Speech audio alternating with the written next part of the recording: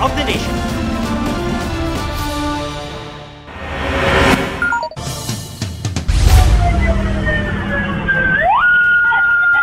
Patawid ng intersection ng tricycle na yan sa Cotabato City nang biglang mabangga ng police mobile.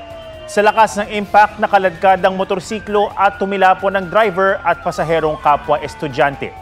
Ayon sa pulisya, may nirespondihan noon ang police mobile kaya mabilis ang takbo. Sasagutin ng Cotabato City Police ang pagpapagamot sa mga biktima na maayos na ang kalagayan. Pinagsasaksak sa gitna ng kalsada ang isang lalaki sa Pasig City. Arestado na ang isa sa dalawang sospek sa krimen na nag-ugat umano sa selos. May exclusive report si Emil Sumangit. Nagkabulan sa gitna ng kalsada ang tatlong lalaki sa Pasig City. Nang madapa ang isa, naabutan siya ng lalaking nakaitim saka ilang beses na hinataw. Sinubukan ng biktimang dumepensa pero inundayan siya ng saksak ng nakaputi. Tumakas ang mga suspect. Isang saksak lang, fatal ang tama sa likod at sa lakas ng pagkakasaksak, naiwan pa yung kitchen knife na ginamit sa krimen doon sa bangkay.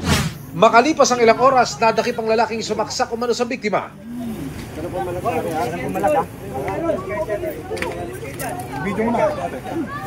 Patuloy pang tinutugis ang kasama niya. Selos ang sinasabing motibo sa pamamaslang. Batay sa investigasyon, pinatay ang biktima ng mahuli ng suspect na kachat ang kanyang kinakasama. Inamin naman ng babae na dati niyang karelasyon ang pinatay pero matagal na raw silang hiwalay. After yung hiwalayan, may mga death threats na ginawa itong suspect dito sa ating biktima.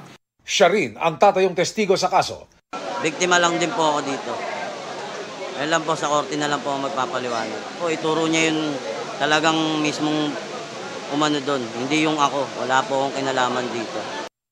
Emil Sumangil nagbabalita para sa GMA Integrated News. Arestado ang grupong nag-aalok ng peking notaryo sa labas lang ng isang tanggapan ng gobyerno sa Pasay City. May paalala naman ang isang abogado para matiyak na hindi peke ang notaryo. May report si John Consulta, exclusive. Tumatanggap ng notaryo ang tent na ito sa labas lang ng isang government office sa Pasay City mula sa Tolda. Saka dadalhin ang ipapanotaryong dokumento sa hiwalay na bahay. Pero ang mga notaryo, peke pala. Meron po kayong karapatan na nahihingi at maling sasabihin nyo pero yung magaling naman sa inyo. Arestado ng NBI ang mga nasa Tolda na tagakuha ng kliyente, pati ang mga hinihinalang pumipirma sa kalapit na bahay. Tototanggi ang inabutang suspect. Nag-notary dito, hindi na namin tinatanggap. Pero nagbago ang ihip ng hangin nang ma-recover ang mga gamit nila sa paggawa ng peking notaryo. Anong dahilan? Para mabuhay kami kasi wala na si attorney. Diba? Tapos may sakit pa ako. Ano po sakit niyo? Mayroon pong diabetes. Mayroon pong high blood. Sumulat sa atin yung executive judge ng Pasay City. Nag-request siya na hulihin itong ang mga nagnonotaryo na mga peke naman. May ginagamit silang isang abogado na nung biniripika naman namin ay hindi po license as walang notarial commission dun sa Pasay. At nung nag-testing nga kami ay hindi naman yung abogado mismo ang pumirma. Natuklasang gumagamit din sila ng pangdetak na may pangalan ng isang prosecutor ng DOJ nang walang pahintulot. Patong-patong na reklamo ang kinakaharap ng apat na inresto. Kung nagpanotaryo ka ng deed of sale, yung deed of sale mo ay hindi na siya legal. Hindi mo siya magagamit ngayon itong deed of sale mo.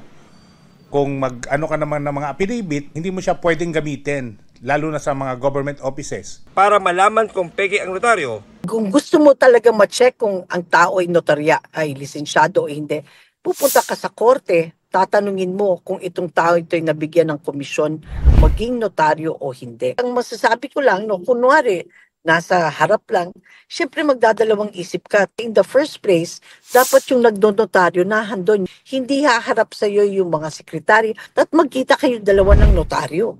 Dapat makita ka ng notaryo. John Consulta, nagbabalita para sa GMA Integrated News. Bago ngayong gabi, nagkasunog sa isang residential area sa Antipolo, Rizal. Nagmula ito sa ikalawang palapag ng isang bahay sa Barangay San Roque, pasado alas 8 ng gabi. Mabilis na kumalat ang apoy sa mga bahay. Napula ang sunog matapos ang mahigit 2 oras. Inaalam pa ang sanhi at kung ilang bahay ang natupo. Isang residente ang nawawala. Iimbestigahan ng DNR ang isang high-end residential project sa Cebu na itinuturo ng ilang residente na nagpalala ng baha sa kasagsagan ng Bagyong Tino. Puna ng kagawaran, sobra-sobra ang pinutol na puno ng developer. May report si Femari Dumabok ng GMA Regional TV. Malabanawi Rice Terraces at may overlooking view ng Cebu. Ito ang The Rice at Monterrazas na isang high-end residential project sa Barangay Guadalupe sa Cebu City. Para magawa ito, isang burol ang tinayuan ng mga bahay simula 2024. Sa video na kuha raw noong November 5, ipinasilip ng isang netizen ang itsura ngayon ng 3 ektaryang property. Kalikasan daw ang inspirasyon ng The Rice at Monterrazas. Ngunit, isa ito sa sinisisi sa paglubog ng Barangay Guadalupe nang manalasa ang Bagyong Tino. Halos sumabot sa bubong ng mga bahay ang baha, na unang beses raw naranasan ng mga residente. Tingin nila na wala ang forest cover dahil sa pagputol ng mga puno, kaya dumiretso pababa sa kanilang mga bahay ang tubig ulan. Sa inyong gidudahan sa tutugikan, sir? Dito ginasbabaw gigikan ma'am, sa bukid ginagikan. Kana ilagingon nga Monterrazas. Possible gid. Kay wala may lain kay diri sa Guadalupe kay kana mong dalan da street kina igo gina sa moagid niya. Sabi ng DNR, may tree cutting permit ang developer.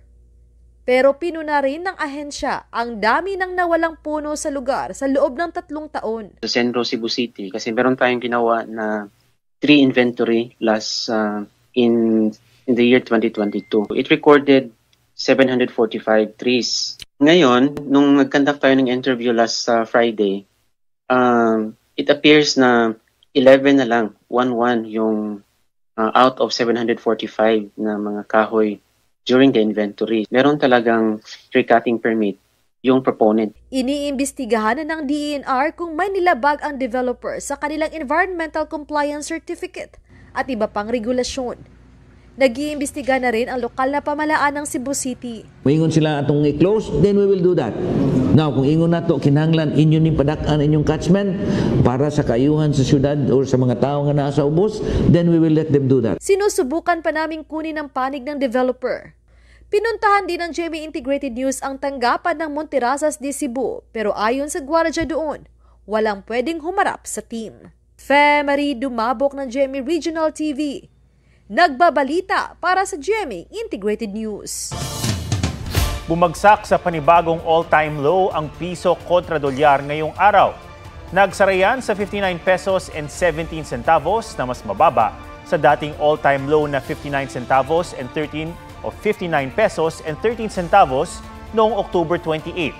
Wala pang bagong pahayag kaugnay rito ang Bangko Sentral ng Pilipinas. Pero dati na lang sinabi na maaring sinasalamin ng paghina ng piso ang pangamba ng merkado sa posibleng pagbagal ng ekonomiya bunsod ng kontrobersyal na mga infrastructure projects.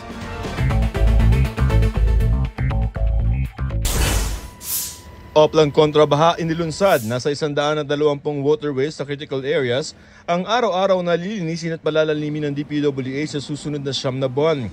We will also bring kontrabaha to Cebu, to Bacolod, to Rojas City, to Bulacan, Pampanga, Cavite, Laguna, Pangasinan, Cotabato, Davao, Cagayan de Oro, and other places na madalas mabaha. Pinag-aaralan ding ipag-iba ang mga palpak na flood control projects. Pagsusulong sa 17 global goals para sa sustainable development sa taong 2030, tinalakay sa Sustainability Summit 2025 sa Makati.